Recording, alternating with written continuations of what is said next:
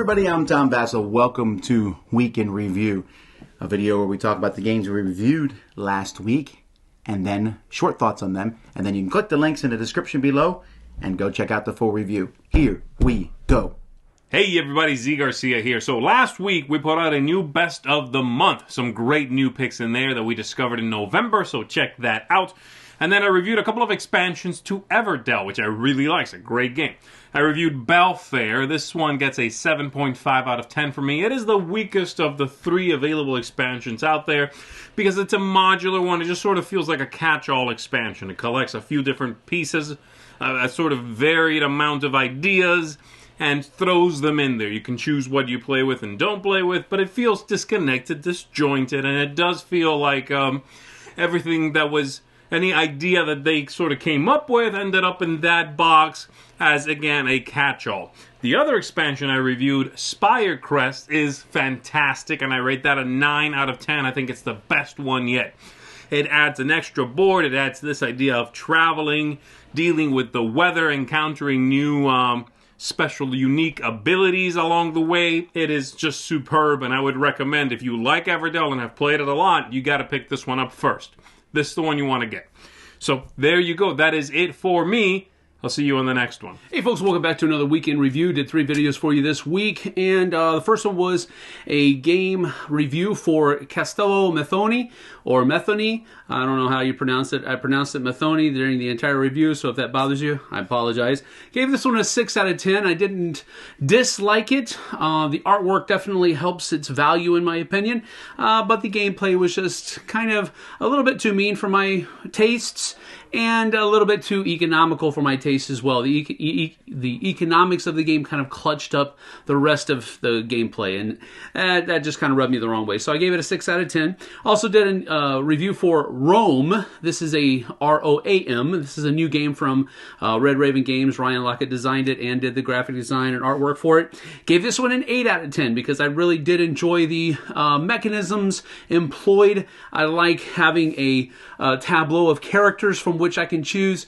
It was just a lot of fun. I enjoyed it a lot. I also liked the add-ons that you could take or remove from the game, so I gave it 8 out of 10 there. And then I also did a live Q&A for my last video of the work week, I guess you could say. So thanks for joining us here on Week in Review.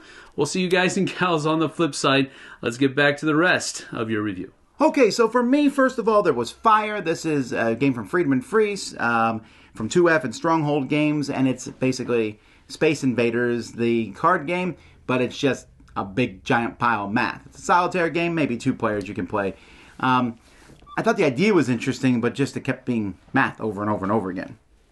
20-Second Showdown. This is a party game that people, you'd have to do something within 20 seconds. It's silly fun. It's not something I would want to play all the time, and some people aren't going to like the physical nature of some of the activities, but that timer is pretty impressive.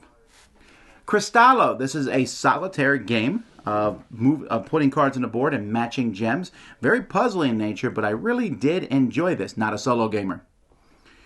Coralia. This is a very light game about dice. We're rolling dice and placing dice on the board. Fish, beautiful components. You're collecting cards, you're trying to get points in various ways. It's kind of an interesting style, maybe gateway game that you can get people to play who don't play many games. They're going to be attracted by how pretty it is. Babylonia, really cool game from Reiner Knizia. And it's definitely a in-your-face control as you place tiles on the board, trying to make a spider-like network and also surround different areas. Very similar to his other games that he's done, like Through the Desert, but different enough to be good in its own right. Age of Dirt, really enjoyed this. Throwing people into a tower and seeing who comes out. Lots of silliness in the game. It doesn't overstay its welcome. You throw people in, you get resources. Watch my review. It's a funny game. And then Wavelength, a fantastic party game, a two-team party game where you have to give people a clue and have to figure out where on the spectrum it lands. It's a neat idea. It has a cool device, and I really enjoyed this one a lot.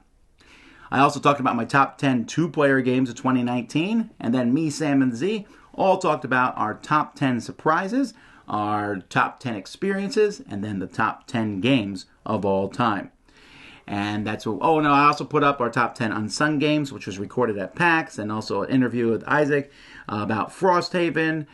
So there's lots of cool stuff that you can watch. Go check it out. Until next time, I'm Tom Vasel, and you've been watching Weekend Review on the Dice Tower.